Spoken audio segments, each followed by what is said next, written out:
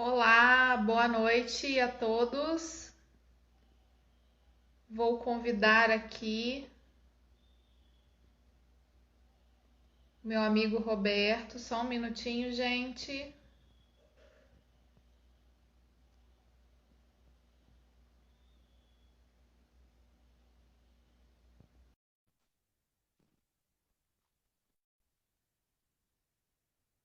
Cadê o Roberto? Olá! Oi, Cris, boa noite. Boa noite! Seja muito bem-vindo! Obrigado pelo convite. É um prazer estar aqui dividindo esse espaço com você para falar sobre psicologia, né? Psicologia, educação popular, arte, essas coisas que a gente gosta, e política pública também, né? Que é nossa seara aí no momento. É verdade, como servidores públicos, né, Roberto? Sim, A gente precisa falar muito, muito mesmo sobre as questões de políticas públicas. sim. Então, assim, deixa eu dar uma boa noite para quem está entrando. A Marjorie, minha amiga, entrou. Quem mais está entrando aqui? Tem A outras pessoas Cris, entrando. Daqui a a pouquinho eu vou Clícia. dando boa noite um por um. Show. Bom, para quem não conhece ainda, esse projeto que eu comecei tem 2 semanas, essa é a terceira semana de lives. Nós vamos trazer sempre aqui no Psi Cris Cunha, que é o meu perfil do Instagram. Sempre vou trazer nas sextas-feiras, às 19 horas, um profissional psi, né? Um psicólogo, colega de trabalho, para que nós possamos trazer para as pessoas, tanto para os psicólogos como para as outras pessoas que têm interesse em conhecer um pouco mais do trabalho da psicologia. Nós vamos trazer olhares diferentes da nossa prática. Como eu venho falado, a psicologia ela é muito conhecida na parte clínica, principalmente a psicanálise. Mas nós temos uma amplitude imensa de possibilidades de trabalhos dentro da psicologia, certo? Assim surgiu a ideia do Dialogue com os Psis. Então, hoje, muito honrosamente, eu tenho meu amigo Roberto, um amigo que a minha grande amiga Gabi me deu o prazer de apresentar, né? E o Roberto é um profissional excelente. Ele tem uma prática dentro da psicologia clínica muito grande, muito vasta. Traz questões muito bacanas da arte, que eu sou apaixonada também. Então, música e dança, para mim, faz parte da minha vida. Eu não me entendo como gente sem isso, sem a música e sem a dança. E o Roberto vai poder trazer um pouco do trabalho dele hoje para gente. Agradeço novamente a sua disponibilidade, Roberto, em estar aqui. Agradeço muito essa troca que você vai fazer e vai trazer para mim, que sou psicóloga social, um pouco mais de conhecimento dentro da parte da psicoterapia clínica, que eu não tenho tanto conhecimento assim, e principalmente dentro da pesquisa de mestrado que você está fazendo, que eu fiquei apaixonada pela temática que você está trabalhando. Então vai ser riquíssima essa live hoje. Eu só vou te pedir, Roberto, eu acho que o meu áudio está vazando no seu. Tem algum outro telefone por perto que esteja Não, ouvindo? Que seja, não? não É só o tem. seu? Não, é só o meu, só o meu. Ok. Então tá. Mas é porque se você puder abaixar um pouquinho, de repente, eu acho que tá dando eco. Eu Deixa eu tô ouvindo a abaixar minha um voz. pouco. Só um pouquinho, para ver se para.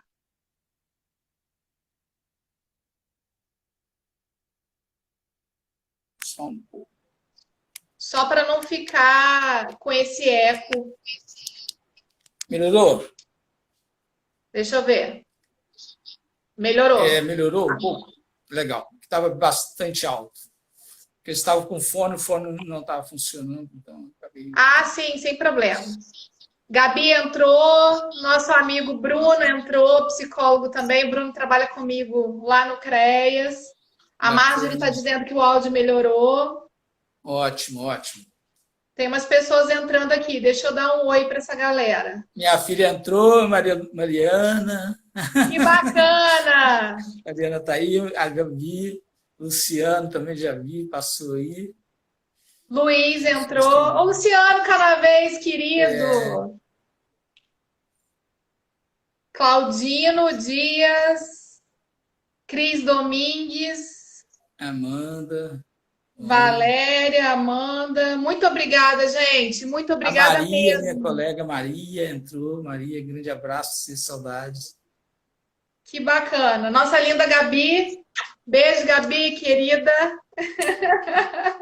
Coraçãozinho. Coraçãozinho para Gabi, especial.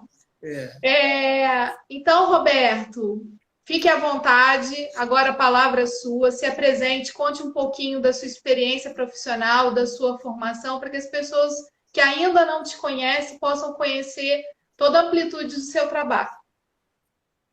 Ok, Cris. Eu agradeço você pela oportunidade, né?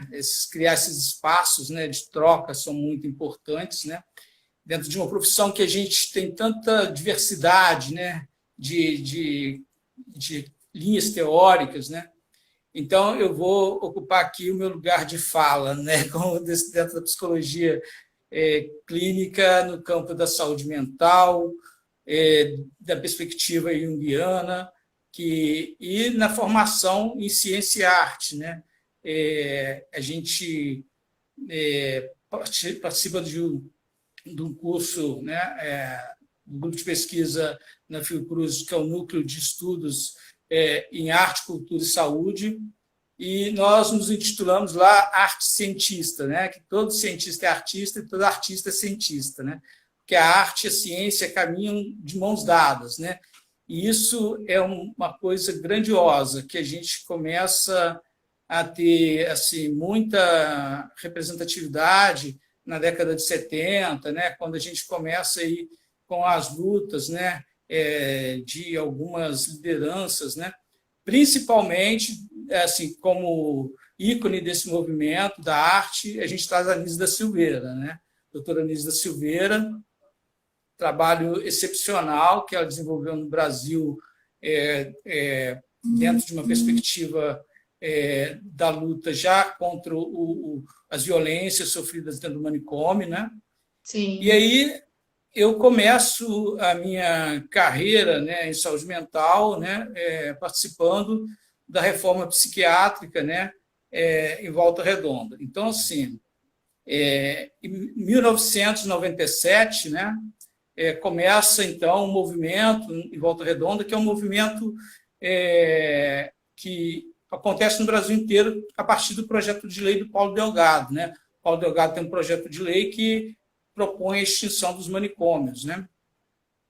E nesse processo, né, Volta Redonda, porque aí começa a ter o desinvestimento, né, das AIHs, né, dos recursos destinados à internação, né, das guias de internação, chamadas AIHs, e os hospitais psiquiátricos começaram a abandonar os pacientes, né, à própria sorte, e começaram a surgir as denúncias de maus tratos, porque aí os profissionais de saúde mental, médicos, psicólogos, assistentes sociais que atuavam nesse contexto, começam aí a fazer um movimento, né, de denúncia, e começam a pipocar nas redes sociais. Não existia rede social na época, isso pré-rede social. Então, nos meios de comunicação, e a partir daí, né, esse movimento começa a ser incorporado dentro de uma política partidária. E aí, como Volta Redonda estava inserido nesse contexto, naquele momento, de uma política partidária favorável, ocorreu a intervenção na Casa de Saúde de Volta Redonda, que era o hospital psiquiátrico que tinha aqui, né? A gente tinha, tradicionalmente, 2 hospitais psiquiátricos, Santo Antônio, lá no Retiro, que fechou, e depois a Casa de Saúde de Volta Redonda, que permanecia aberta e com péssimas condições de hotelaria, né? As pessoas com uma história de de aprisionamento no manicômio há anos, né? Aquela história de produção manicomial, né, da relação do hospício, né, que a gente conhece. Uma história Então, péssima, diga-se de passagem, né, Roberto? sim, sim, Um exatamente. capítulo muito triste na nossa história e que a gente tem que ficar muito atento, porque existe uma tendência hoje governamental e de algumas pessoas fora das políticas públicas de se retomar essa questão manicomial, de se voltar Sim, aos hospitais psiquiátricos, um modelo manicomial, e a gente precisa ficar muito atento com isso, principalmente nós, profissionais da saúde mental, estejamos sim, dentro da saúde mental diretamente ou não, todos nós, psicólogos, somos profissionais da saúde mental. sim. Então, precisamos estar atentos e ser resistência nesse momento, que é Esse muito é o importante. motivo, né, de falar disso, né, de Sim, pautar essa questão, fazendo uma referência aos 20 anos da da lei 10.216, né, que é a lei que institui os direitos das pessoas com transtornos mentais. Então, esse movimento, né, pré ainda a lei, né, que Volta Redonda instituiu, conseguiu trazer para Volta Redonda profissionais da UFRJ, profissionais que estavam discutindo esse assunto no Rio, né? E aí, a partir disso, a gente começa um movimento de desinstitucionalização, né? Esse movimento de desins que a gente institui aqui em Volta Redonda, né? Ele tem esse hoje eu tenho colegas assim que são minhas referências, né, dentro desse campo da saúde mental, que trabalharam comigo, né, e nesse momento nós começamos a construir estratégias para que nós pudéssemos produzir ali uma outra forma de cuidado, né, que aquele cuidado que estava posto ele não servia, não se podia nem se entender como cuidado mais, né, e sim, assim, a violência instituída, né? Então, sim. nesse processo, nós construímos aí, né, a partir de várias supervisões, né, nós tivemos um investimento muito grande nesse momento de profissionais do Rio de Janeiro, de referência, né, na sua maioria psicanalistas, né, que vieram para a Volta Redonda fazer a supervisão dessa equipe, para que essa equipe pudesse atuar, né, de forma a começar a fazer o processo de desins. Então, a primeira construção que a gente participa dessa equipe é a divisão da equipe em duas equipes, né? A primeira equipe seria uma equipe de agudos, né, de crise, que atenderia aquelas pessoas que estavam chegando naquele momento no hospital psiquiátrico, e a equipe de crônicos, né, que é aquela equipe que ia fazer a reabilitação psicossocial dessas pessoas que estavam há anos e já tinham perdido muito da sua referência, né, de autonomia, né, de identidade, enfim. Então, nós Essa começamos aí. essa questão que você está trazendo, ela é super importante, Sim, porque nós tivemos muitas pessoas que ficaram muitos anos institucionalizadas sim, nesse modelo manicomial. E até sim, hoje nós temos algumas pessoas ainda institucionalizadas, mesmo tendo fechados, né? Olha, há 20 anos que nós temos essa lei. Teoricamente, há 20 anos que não se deveria ter ninguém mais dentro dessa estrutura, sim, mas nós ainda temos hoje, em alguns pequenos locais, pessoas que ainda não conseguiram sair dessa institucionalização. E isso é muito sim, triste. Porque realmente esse modelo de ficar trancado, de ficar preso. Nós hoje, por exemplo, estamos vivendo uma pandemia que estamos tendo que ficar em casa. sim, Mesmo com todos os recursos, com todas as possibilidades que nós temos, com toda a saúde mental que nós temos, teoricamente, mas mesmo com sim, toda a saúde mental que nós temos e as possibilidades de falarmos com as pessoas pelo telefone, de muitas vezes sairmos para fazer uma compra, nós sairmos para trabalhar, mesmo com isso, só de estarmos parcialmente cerceados da nossa liberdade. Nós sim, já estamos vivenciando ansiedade e algumas pessoas desenvolvendo transtornos graves por conta disso.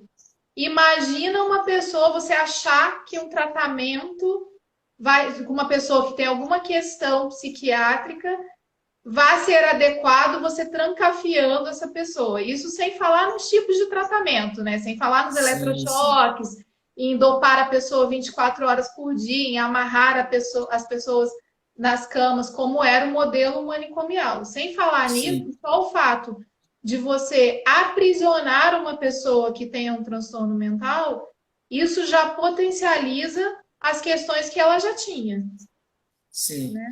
Então, vou pegar esse gancho para fazer uma referência bacana, né? Eu estou aqui com a camisa da Casa de Brincar, né? Que é o local que eu trabalho. A gente está trabalhando agora esse mês, né? A questão de como a gente pode conscientizar as pessoas sobre o autismo, né? E a Casa de Brincar, quem quiser pode ir lá no Instagram da Casa de Brincar, eles estão com uma programação maravilhosa, né? Tem a Home, Homeflix, né? Que é a Casa de Brincar, que é uma programação de vídeos, né? E aí, a Casa de Brincar, para mim, é um exemplo de como a arte pode cuidar, né? Como a gente pode ter esse tratamento soft, né? Esse tratamento leve, que é o cuidado leve através da arte. Então, vou fechar o parênteses para entrar de novo na questão manicomial, pegando esse gancho de como essas pessoas que Ótimo. ficavam dentro do hospital psiquiátrico, né, elas começaram a ter sequelas graves, né? São as pessoas, que a esquizofrenia produz de sintomas? Sintomas produtivos, né, que são as alucinações, os delírios, e os sintomas negativos, que é o embotamento afetivo e o isolamento social. Né? Então, uma pessoa que tem dificuldade de estar no social, você trancar ela, você cuida dessa pessoa? Não. Você agrava o quadro dela, você tampona o delírio dela, que é uma produção, né, que ela tem de poder, de potência para ela regular, para ela, de certa forma, reconstruir, né, o ego dela, que está totalmente craquelado, né, totalmente fragmentado. Né? Então, o que a doutora Anísia da Silveira fez de genial foi esse passo, né? Ela trouxe, né? Ela lutou dentro do hospital psiquiátrico, né? Para que fosse implantado um ateliê de arte, né? Para quem quer conhecer um pouco mais da história da Anísia, né?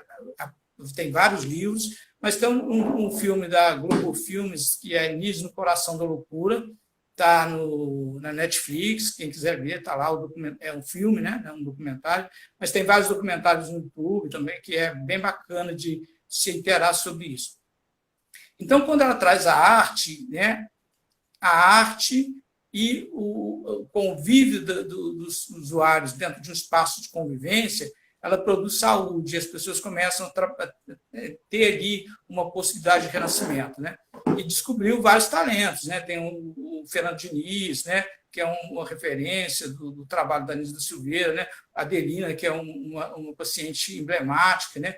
E a Anísia, ela começa a construir esse diálogo daquela produção imagética dentro do manicômio com o Jung, né? O Jung é o teórico que ela começa a ver, né, como que aquelas pessoas que estavam ali, né, que não tiveram acesso, né, a uma vasta cultura, como que aquelas pessoas poderiam estar produzindo aqueles símbolos tão fortes, que eram os símbolos universais, né, que eram de uma cultura universal.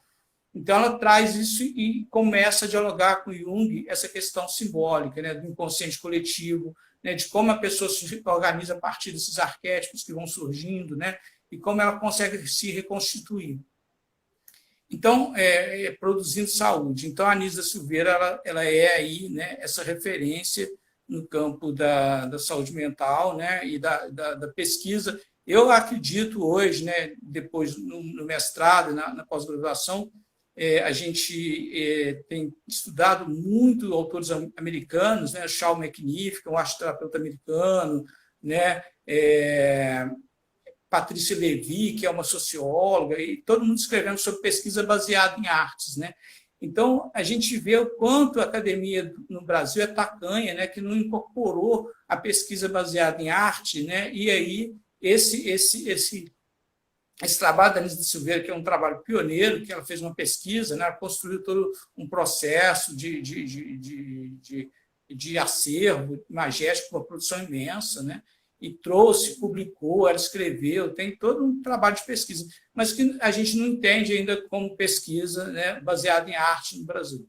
Então, Acho que a ideia, né? isso é um ponto importante que você está falando, Roberto, que assim, Sim, é nós valorizarmos as nossas produções, os exatamente. nossos cientistas, né, os colegas psicólogos. É por Sim, isso sim, também eu criei esse projeto, esse espaço do sim, Dialogue com os Psis. Nós temos tantos profissionais bons na nossa área que a gente precisa fomentar essa discussão e sim, fomentar que as pessoas apresentem os seus trabalhos, se apresentem para o mundo, para que as pessoas conheçam. Porque sim, senão a gente fica muito no nosso meiozinho, né? sim, Ah, aqui em Volta Redonda, um meio mais fechadinho, a gente se conhece aqui, a gente conversa, compartilha nos nossos encontros, que antigamente eram possíveis, os encontros presenciais, sim, mas sim, assim, senão a gente se fecha muito no microcosmozinho nosso aqui, e a gente precisa ampliar isso, né? sim. Desculpa, te interrompi, mas vamos lá. Não, tudo bem. Então, nesse contexto, né, que a gente estabelece essas trocas, né, então, a arte ela produziu uma possibilidade muito grande, né, das pessoas que estavam, no caso, na Casa de Saúde de Volta Redonda, de começar um processo, né, de trabalhar autonomia, de trabalhar resgate dessas histórias, né. E aí, a partir disso, nós ainda não tinha nada publicado, a gente tinha pouquíssimas coisas publicadas em saúde mental, a gente tinha uma referência da Itália, o Brasil estava produzindo coisas ainda muito assim, corrida, não tinha uma coisa muito específica para a técnica, para os manejos que a gente teria que usar. Então, nós começamos a trabalhar, né, primeiro a gente começou a fazer uma revisão da história das pessoas. Pegamos os prontuários, convocamos aquelas pessoas de referência, família, que existia ainda, e começamos a colher a história dessas pessoas. Começamos a trabalhar na singularidade dessas pessoas, né? Então, para isso, o que essa formação clínica ela precisava, né? Ela precisava, né, que todos os profissionais, aí é uma coisa que a prática, né, da reforma psiquiátrica trouxe de contribuição para a política pública, né, que foi a construção da horizontalidade, né? Esses profissionais que trabalhavam em saúde mental não estavam hierarquizados. Então, o médico tinha o mesmo valor, a opinião do médico tinha o mesmo valor da opinião da pessoa que estava lá, o recreador, a pessoa que estava lá dentro de um contexto de cuidado que produzia uma discussão interessante com aquele paciente, né, com aquele usuário, né? Certo. Então, assim, nesse contexto, né, as pessoas, a formação entender de psicopatologia, né, era uma formação que foi muito dada para que a gente pudesse entender, que a gente pudesse não começar a banalizar aqueles os delírios que vinham, né, as alucinações que chegavam, né? E a Uhum. partir daí a gente constrói. Eu, especialmente, fiz um curso na época na Fiocruz de aperfeiçoamento em psicofarmacologia para entrar com uma visão crítica sobre a medicação que era usada para os pacientes, enfim. E aí a gente começa esse processo, né? E aí construindo os projetos terapêuticos singulares. O que nós percebemos? Que aquelas pessoas que estavam ali, elas tinham uma memória que não foi atingida pela esquizofrenia, né? Que era a memória de procedimento. Então, às vezes a pessoa estava muito regredida, né? Por exemplo, eu acompanhei um rapaz que ele tinha uns 35 anos, e esse rapaz ele defecava, passava fezes no corpo, né? E ele era muito grande, e ele causava medo nas pessoas, né?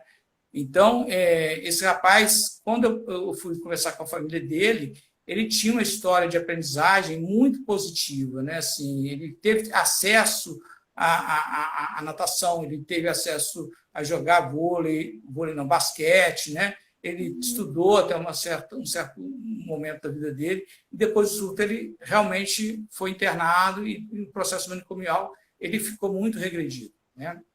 Então, quando eu comecei a trabalhar com ele, assim, a gente tinha um professor de educação física, desculpa, e aí entrava na enfermaria com uma bola de basquete para tentar fazer com que aquela pessoa, né, se interessasse. E foram semanas entrando na enfermaria com bola de basquete, nada.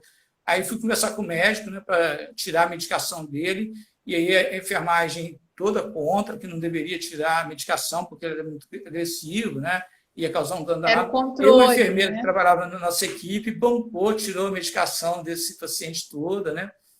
E a gente começou a poder, de alguma forma, trabalhar com ele, né? E aí ele tinha relaxamento de esfíncter, né? Tinha toda uma sintomatologia, né? De regressão mesmo, ele começa a responder. Aí a gente conseguia ver que ele começava a trazer os movimentos do basquete, jogar bola, né? Então, assim, é como se a pessoa tivesse a possibilidade de renascer, né? Diante daquele processo de violência que ela havia sofrido. Isso foram vários casos, né? E aí é importante. A gente começou a trabalhar entendendo que a memória de procedimento, né, ela teria um resgate de uma identidade, né, dessas pessoas, né? Onde a pessoa trabalhava, como ela trabalhava, o manejo dela com ferramentas, né? E tinha um menino lá que gostava de fazer varetas antes, né? Ele gostava de pico. Aí eu dei uma faca para ele para fazer varetas. A gente, eram situações bem assim, de desconstrução mesmo na época, né? Bem delicadas, né? O que ele poderia fazer com uma faca. Isso, mas Tinha todo controle, né? todo manejo de desconstrução do estereótipo, de preconceitos também, que a gente tinha ali um lugar controlado, dentro de um espaço, né?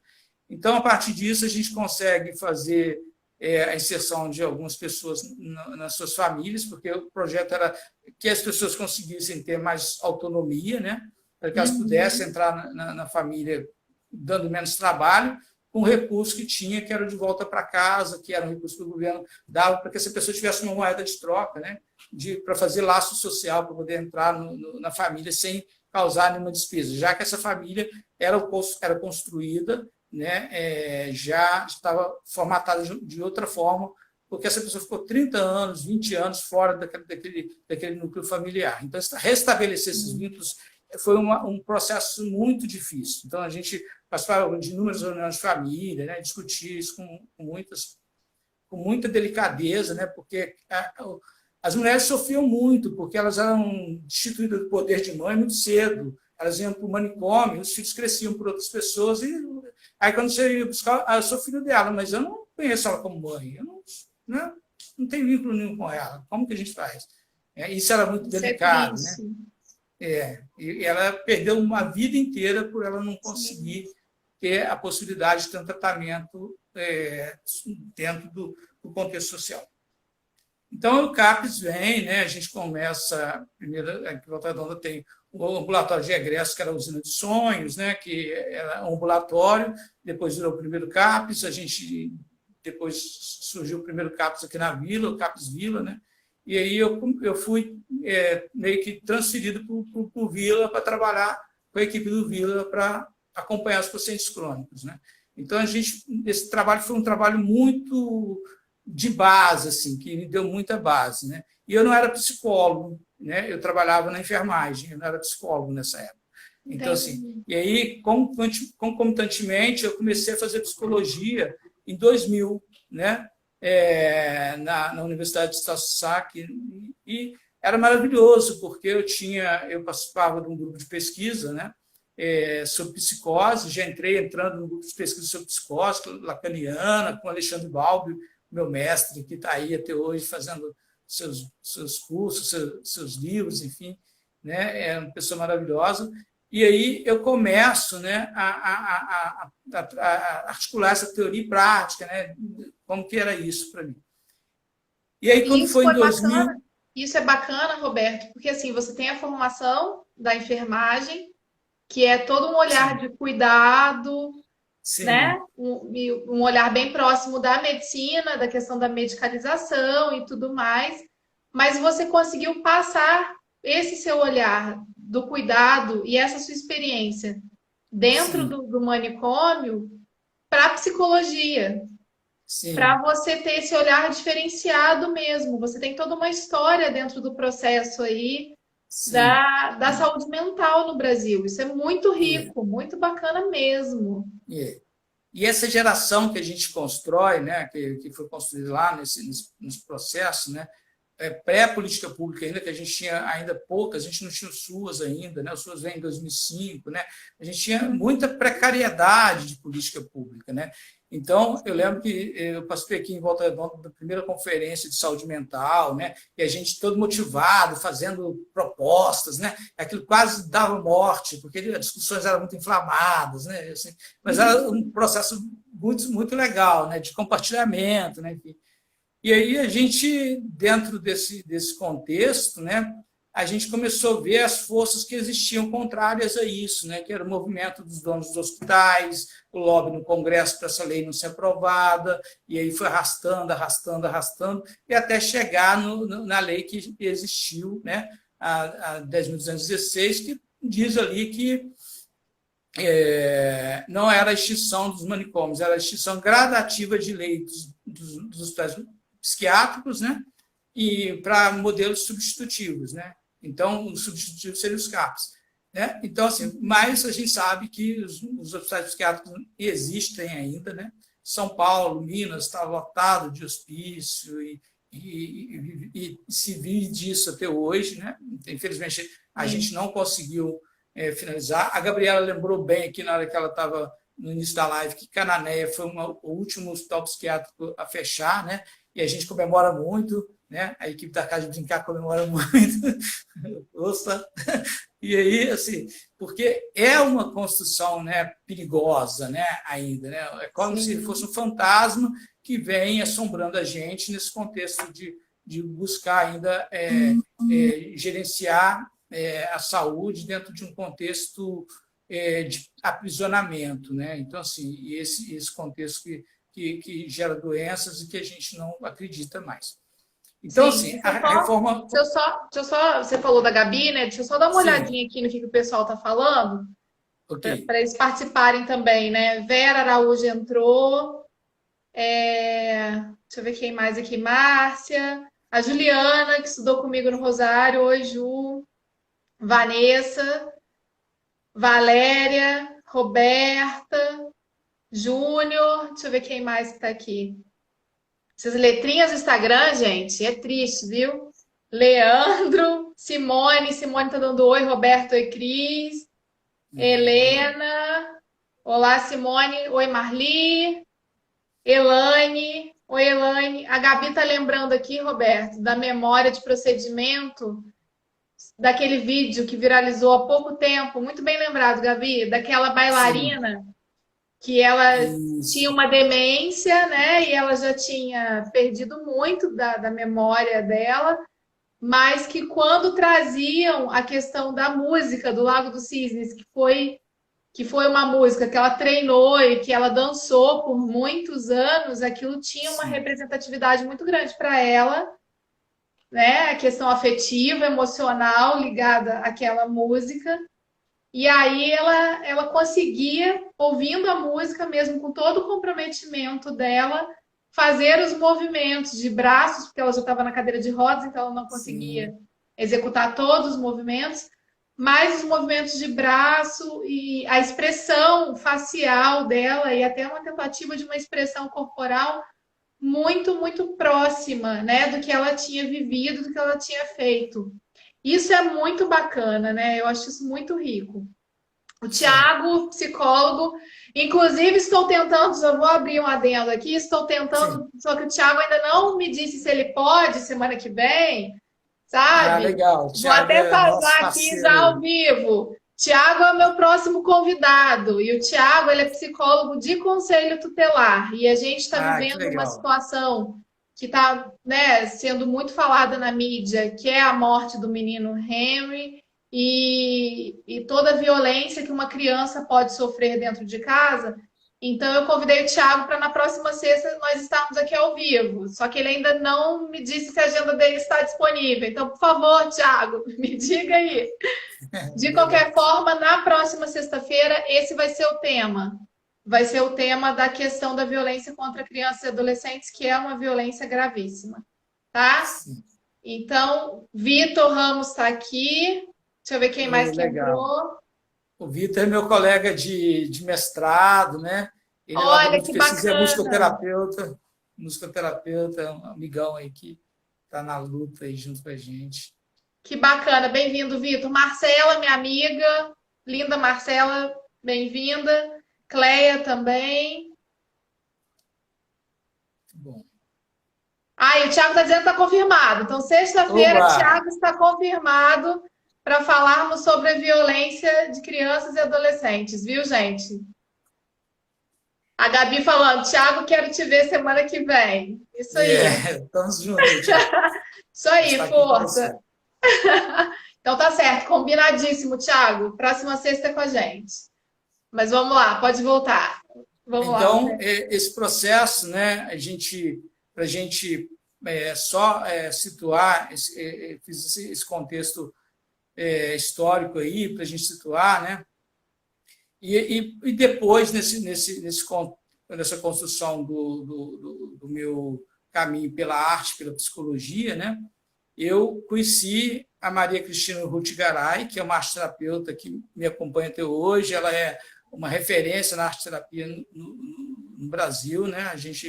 É raro você ver um trabalho de arteterapia que não tenha a citação da Maria Cristina Ruth Garay. A gente tem um grupo de estudos sobre sonhos, né, junguianos, né? A gente encontra quinzenalmente, toda quarta-feira à noite. Estamos aí agora na pandemia online, né? E é bacana. Né? Então, Que assim, a Maria bacana. Cristina foi. E quem quiser pode te procurar, quem tiver interesse em Pode participar desse procurar a Maria grupo. Cristina, é isso. É Muito interessante. bacana. Então, assim, a Maria Cristina, né, ela gentilmente, né, a gente fez um curso de férias, né, lá no Estácio, ela fez um curso de férias, e eu participei desse curso de férias. Falei, nossa, é isso que eu quero fazer, nossa, as vivências de arteterapia, aquela coisa bacana, né? Falei, pô, é isso que eu quero fazer. Aí ela falou, vou abrir um curso de formação em Volta Redonda, não sei o quê, tá? E aí me fez uma proposta, né? Uma proposta muito, muito importante na minha vida, né? E eu fui fazer o curso com ela e fiz a formação de arteterapia com ela naquele momento, né? E aí, a partir daí, eu começo a direcionar a minha vida para arte e para psicologia, né? Então, a minha carreira começa a ter um outro desdobramento, né? E eu fui trabalhar, aí nesse contexto já passou política pública, a gente já fez reinserção social dos pacientes, a minha equipe acabou, foi todo mundo, cada um foi para o seu lado, né? Enfim, eu pedi demissão da prefeitura, enfim, porque isso é uma questão que a gente tem que colocar, né? Os baixos salários que os profissionais de psicologia e saúde, né? E do SUAS, né? Recebem para fazer um trabalho tão valoroso, um trabalho tão árduo, né? Que requer muito investimento da pessoa, né? Que construção de tecnologias, né? E hoje a gente vê como o serviço público ele desconsidera esse trabalho, né? Eu acho que assim, é aviltante ver as propostas de salário que a gente recebe nos concursos públicos hoje, né? Nas Perfeito. prefeituras, né? Perfeito. Então a gente tem e até aí, concursos, vou até abrir um adendo aqui, que eu sim, recebi essa semana, achei absurdo, recebi lá no nosso grupo de psicólogos aqui da região, sim, um absurdo que tem uma prefeitura aqui da região com um concurso em vigência, não tem nem 2 anos que o concurso foi homologado, abriu um processo seletivo de contratação de profissionais. sim, Isso é sim, absurdo. Isso é exatamente, ridículo. É assim, é você reforçar a ilegalidade da profissão, porque por sim, que não chamam os concursados? Tem uma fila de concursados sim, aprovados sim, nesse sim. concurso. Então, Então, assim, acho assim, Gabi e o Thiago estão falando viva o SUS e viva o SUAS. Viva o SUS e isso, viva o SUAS. Viva as isso, políticas públicas. viva. Viva. Mas isso é importante, né? Como que hoje, né? Eu conversando com um colega de Londrina, e ele falando do FET-SUAS, né? O FET-SUAS é o Fórum Estadual de Trabalhadores do SUAS, né? Que são organizações de trabalhadores, e eu trago essa referência da Organização dos Trabalhadores de Saúde Mental na época da década de 70, etc. Como essa esse segmento, esse grupo de trabalho, ele pode ser uma forma de fazer pressão para que a gente possa ter as nossas questões ouvidas, né? Porque a gente trabalha com uma violência produzida pelo Estado, e esse Estado produz violência na gente, e a gente representa esse Estado, né? E aí isso é de uma incoerência absurda, né? Como que a gente faz e fica ali com um lugar de não incômodo, né? Então, assim, porque aí cada um vai para sua casa, vive a sua vida, né? Faz se vida como pode, né? E aí, né? Mas essa é uma questão que precisa ser discutida, né? Sim. Que a gente já tentou em conferência, trabalhar o RH SUAS, ninguém banalizam, né? É como se você não tem vem o eixo, a gente discute, a gente produz, não rola, né? E aí a gente, por que não rola? Porque a gente não consegue ter uma coesão aí que falta de organização. Enfim. Falta organização, isso que você está falando é super importante, porque assim, nós temos, por exemplo, no SUAS, o SUAS é tripartite, então vem verba federal, estadual e municipal. E o mesmo SUS, vem verba das 3 instâncias também. E, infelizmente, a gente tem uma situação de muitos desvios de verbas até se chegar no município. E aí, quando o município vai contratar os profissionais, vai manter os equipamentos, a gente tem sempre equipes defasadas. Então, o profissional, ao invés de dar conta de 20 casos, vou dizer pelo SUAS, a gente tem que dar conta, teoricamente, de 25 casos por profissional. A gente dá conta de 50, 70, 100 casos. E aí, a qualidade do nosso trabalho ela fica diminuída. Porque a gente não consegue dar conta daquela quantidade de casos nas complexidades que eles são, porque não é só a pessoa que é vítima de violência, como no seu caso, de trabalhar com a saúde mental. Não é só a pessoa que está adoecida, que está trazendo o sintoma das questões e que precisa de tratamento psiquiátrico que precisa ser trabalhada. Tem todo um trabalho com a família, para acolhimento, para tratamento adequado dessa pessoa, o manejo dessa pessoa no dia a dia, porque também para a família não é fácil lidar com essa pessoa com um transtorno mental.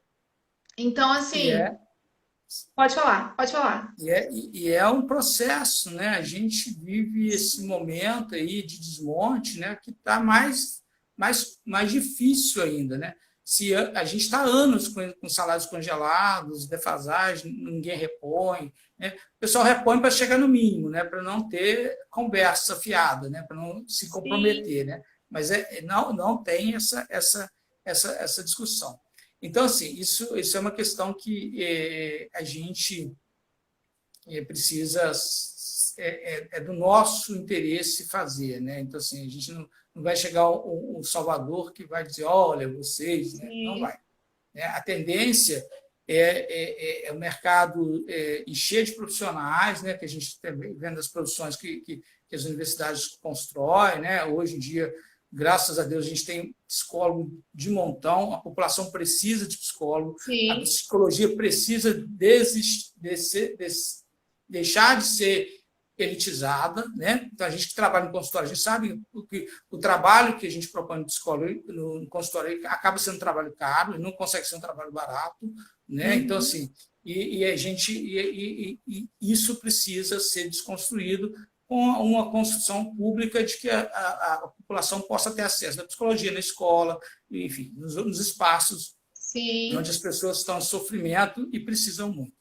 Então, assim, esse contexto, né, esse contexto de organização, enfim, ele está muito ligado ao que eu vou falar agora, que é a questão da educação popular, né? Então, assim, a gente traz, né, esse contexto, né, como prioridade nesse momento, né? Eu falo a gente porque eu estou lá na Fiocruz, a gente teve fóruns de educação popular, né? com entidades, associações de discussões sobre educação popular, e nós trazemos essa discussão, por quê? Porque o quanto, né, a gente perdeu de possibilidade de atuar no território, né, produzindo uma educação popular, né, de forma emancipatória, né? Então, a gente tem o SUS, que trabalha com a educação popular, né? A saúde mental, que trabalha com a educação popular, a referência de educação popular, eu tive o ano retrasado com o pessoal da ENSP, lá da Escola Nacional de Saúde Pública no Rio. Eles colocam como referência o Ceará, né? O Ceará tem uma referência muito grande de educação popular, né? Mas o SUS, ele tem a educação popular dentro de uma lógica de cuidado e saúde, né? E a gente percebe a educação popular no sentido freiriano, né? A educação popular no sentido emancipatório, de resgate da cultura local, de valores daquele território, né? Que aquelas pessoas possam ali se apropriar do que elas têm de melhor. Por quê? Porque a gente vive, né, dentro de um território, né, como profissional, como ator, né, produzindo subjetividades, né? Então, o Guattari tem um livro que chama Cartografia do Desejo, que é um livro datado, né, porque é da década de 80, né, quando ele veio no Brasil, e uma série de entrevistas dele, da Sueli Rolink, que traz, né, essa questão de como era importante profissional, né, de tanto artista quanto psicólogo, assistente social, né, os profissionais da enfermagem, trabalhar a questão de produção de subjetividade no território, né, porque nós acabamos produzindo uma subjetividade. Então, quando a gente entra no esquema, que é o esquema burocrático da política, a política tem um esquema burocrático, né? Ele te formaliza, né, um serviço hierarquizado, né, lá para a média, a proteção básica, a atenção especial, a proteção especial, enfim, vai a atenção básica, né? Então vai construindo níveis de complexidade, alta complexidade, exatamente, que tira acesso, muitas vezes tira acesso, entendeu? Assim, porque produz uma burocracia que tira acesso. As pessoas ficam engessadas naquela construção burocrática, né, porque tem que trazer uma demanda, tem que fazer, o serviço já está todo posto. Você chega num setor que está formatado, é igual o McDonald's. Você chega ali, você entra e você faz isso. Se você sair disso aqui, você não está fazendo o que a política preconiza. E como isso entra dentro do nosso contexto, do nosso fazer, da nossa criatividade enquanto profissional, né? Ele fica quase nula, né? Então a gente não consegue produzir aquela educação popular que a gente poderia estar fazendo com os grupos no território, né?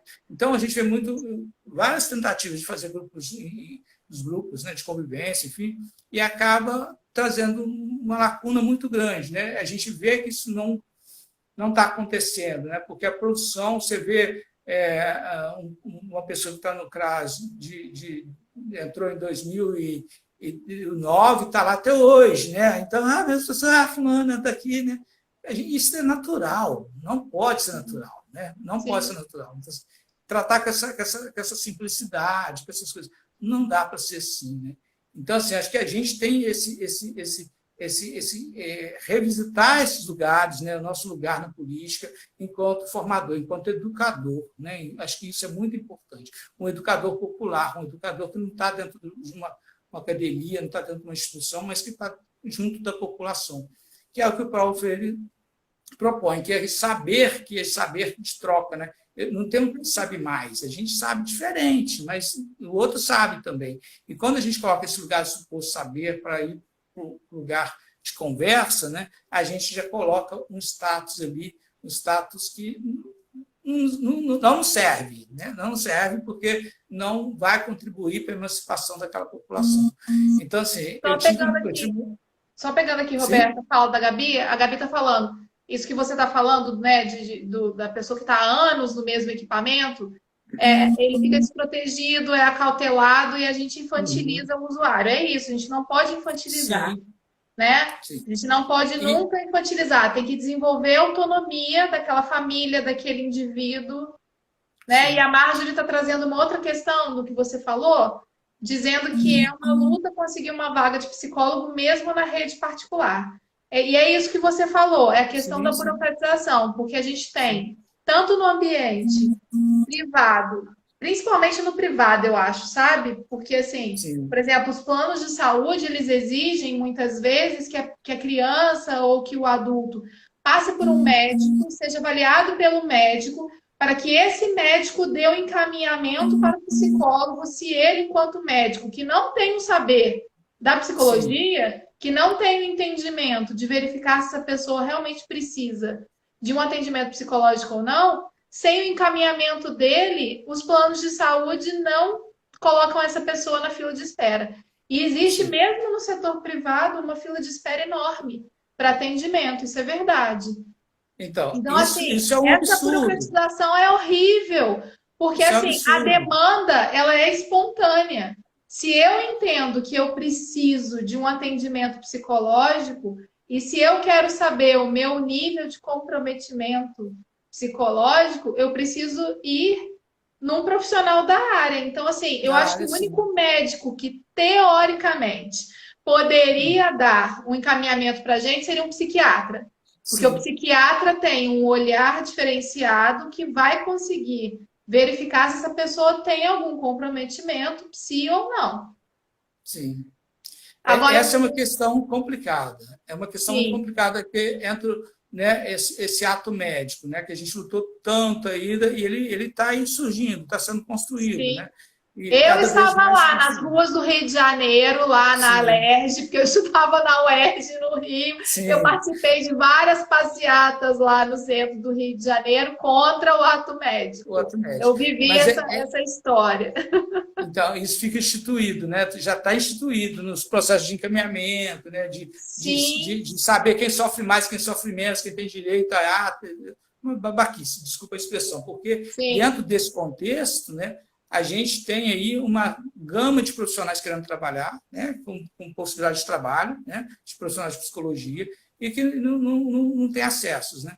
Então, sim. assim, essa é uma Ó, deixa eu questão. só Então, falar. Um amigo meu, sim, Márcio, querido, grande beijo, que fez faculdade comigo, que estava lá nas passeatas do ato médico também. Márcio estava. ótimo, muito bom.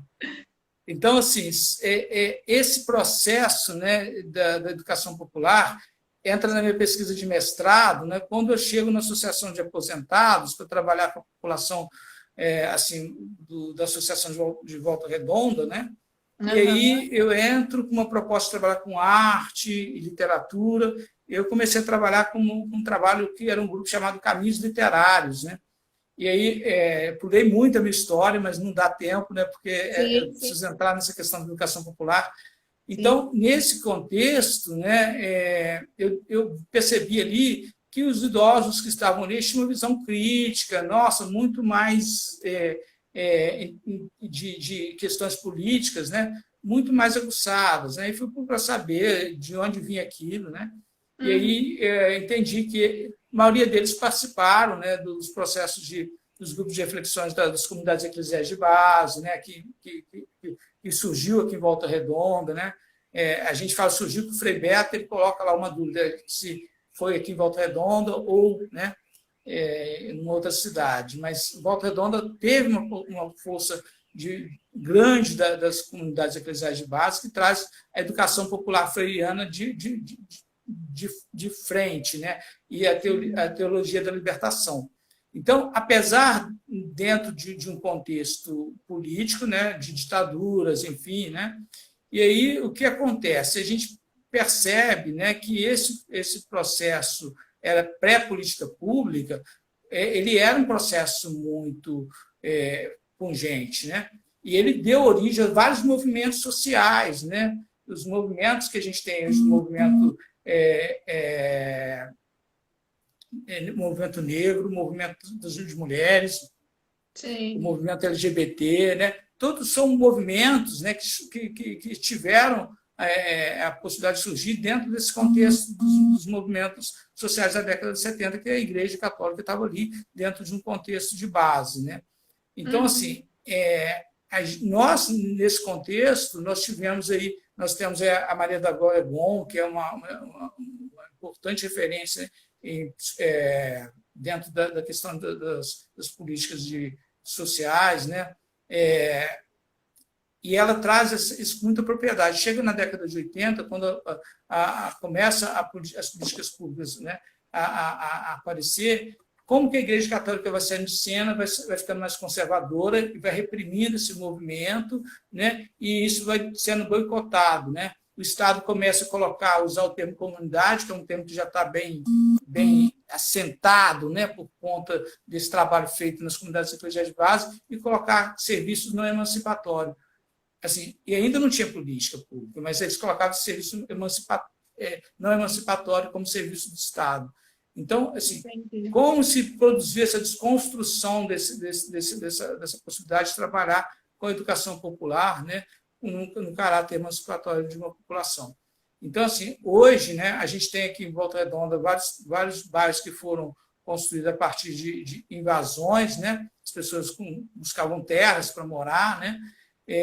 Em Pinheiral, a gente tem lá o Parque Maíra, que é um bairro construído, né, após uma invasão, e é muito legal. Tem um vídeo também sobre o Parque Maíra no YouTube, um documentário que eles fizeram. Né? E aí eu postei minha pesquisa, né, de mestrado, de pós-graduação, né, trabalhando com a literatura e cinema como promoção da saúde do idoso, e uma história de educação popular em Volta Redonda, porque a gente conta essa história de educação popular que aconteceu em Volta Redonda. E levei esse tema para o mestrado, né, com meus orientadores, para trabalhar a participação da mulher no movimento operário em Volta Redonda. A gente tem a Conceição, que é uma referência, para mim, a Conceição, na minha pesquisa, não era para mim, na minha pesquisa, a Conceição é uma representatividade, né, da mulher dentro de Volta Redonda, né, na região, né, acho que até não dá para se fechar em Volta Redonda. Ela está em todos os contextos acadêmicos, em todas as entrevistas acadêmicas que você vê sobre Volta Redonda, sobre mulher, gênero e trabalho, está lá a Conceição, né? Então, assim, a Conceição é uma pessoa que aparece muito nessa representatividade, e a gente resolveu fazer uma pesquisa de arte para saber qual era o lugar de fala dessas mulheres, né? Elas tinham lugar de fala nessa representatividade do movimento operário. E eu vi vários filmes que estavam postados no YouTube, produzidos aqui por cineastas aqui da região, né? Pessoal que produz vídeo, né? E aí os homens falam e as mulheres não falam, né? Então, assim, e aí eu falei, não, essas histórias, vão contar essas histórias, né? Então a gente produziu um mini documentário, né? Eu lancei esse mini documentário agora no YouTube, na minha página no YouTube lá. E aí, assim, para divulgar a pesquisa, popularizar a pesquisa. A pesquisa baseada em artes é isso, é popularizar a pesquisa, trazer a pesquisa em forma de arte, para que as pessoas possam entender essa pesquisa, para se apropriar desse conhecimento produzido na academia. Então, esse é o grande gancho da pesquisa baseada em arte, que a gente tem trabalhado muito E aí, os atores americanos, eles trabalham muito com a questão de gênero, assim, é um trabalho muito forte, né? E, atualmente, eu estou, além de estar na Casa de Brincar, né, que é um espaço de construção de conhecimento através da arte, no cuidado da criança e do adolescente com transtorno do espectro autista, né? Eu trabalho na Coordenadoria da Mulher em Pinheiral, né? Então, na Coordenadoria da Mulher, né, a gente está dentro da pasta de Direitos Humanos, né? Então, tem toda uma construção política ali, né? Porque a gente está com uma ministra que é um desastre, né? Assim, a gente tem todo esse negócio atravessado, né? Então, a gente produz umas discussões muito interessantes pela coordenadoria, né? E eu vou, desculpa te interromper, mas assim, eu vou pedir para depois você colocar esse link da sua pesquisa, quando eu salvar, porque a gente já está entrando em 1 hora e eu estou com medo do Instagram cortar a gente e a gente não conseguir salvar essa live. Então, assim, já vou deixar o meu convite aqui para a gente fazer uma nova live para você trazer as questões do seu trabalho em Pinheiral, na Coordenadoria da Mulher, para a gente falar dessas questões que são super importantes e falar da sua pesquisa de mestrado. Combinado? A gente só fecha depois da data. Combinadíssimo, então. Então, a gente vai continuar esse papo, da mesma forma que a gente vai continuar o papo da Gabi na semana passada, que não deu, para a gente terminar, porque os assuntos são muito relevantes, são muito ricos, né, Roberto? Então, assim, mas o Instagram, ele corta a gente com 1 hora. Então, Sim, a gente precisa fechar agora agilizar, nesse né? momento. Então, Sim. assim, agradeço demais a sua participação. Muitíssimo obrigada. O seu trabalho é muito rico. Aprendi muito aqui na live com você. Aprendo sempre quando a gente conversa. Espero que as Eu pessoas tenham também. gostado também. Também. E, assim, o espaço está aberto. A gente já vai divulgar logo, logo. A Gabi está Sim, falando, é muita estrada mesmo, Gabi. Muita estrada, muita experiência e muito coração, né? Roberto, dá para ver que você é apaixonado pela profissão e é sim, muito sim. bom quando a gente vê isso, um colega tão apaixonado falando da sua prática. Agradeço imensamente, Eu que agradeço.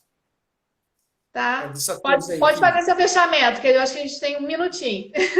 Então, essa live ela é uma provocação mesmo, né, para que a gente possa se apropriar do nosso lugar, né, desse espaço, que é um espaço de suma importância dentro da política pública. Né? A gente não é um coadjuvante, a gente tem uma possibilidade muito grande de ser um ator muito importante nesse processo de produção de cidadania, nessa produção de ações emancipatórias, que a gente pode pensar, a gente é técnico, a gente tem que pensar, a gente tem que pensar o que a gente vai propor, não é aceitar as coisas que são propostas para nós, né? E nós Verdade. temos que firmar o nosso pezinho lá e marcar o nosso espaço, né?